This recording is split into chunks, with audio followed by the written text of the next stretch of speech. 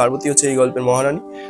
তো এবার পার্বতী আর 5টা গ্রামের সাধারণ মেয়ের মতোই বড় হয়েছে। তো তারপরে তার স্বাভাবিকভাবেই বিয়ে হয়েছে। বিয়ে, তার স্বামীর নাম হচ্ছে মুকুন্দ, ছেলে হয়েছে, তারপর ছেলের নাম হচ্ছে পচা। তো মুকুন্দ আর পার্বতীর হচ্ছে ধোপা আর ধোপানির ব্যবসা, মানে তারা হচ্ছে কাপড় চোপড় নিয়েই থাকে, সেগুলো ধোয়া মোজা, তারপর সেগুলোকে আয়রন করা। তো তারপর সেগুলোকে গাধা, তাদের একটা গাধা রয়েছে চাঁদা, ওই গাধাটার নাম। তো সেই গাধার পিঠে চাপিয়ে মানুষের বাড়ি বাড়ি দিয়ে আসা, এই হচ্ছে তাদের কাজ।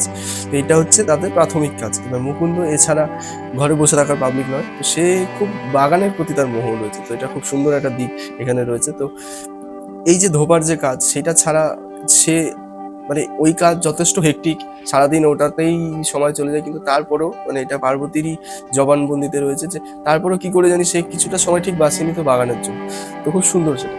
আর পার্বতীর সেদিকে যেহেতু স্বামীর বাগানের প্রতি একটা ঝোঁক ছিল, তো স্বাভাবিকভাবে তার মধ্যে একটা আসে। কিন্তু এছাড়া সে যে কাজটা করতো, যেটার জন্য এই গল্পটা, তার পার্বতীর এত সম্মান, সেটা হচ্ছে ধাইগিরি, মানে বাচ্চা বের করার কাজ।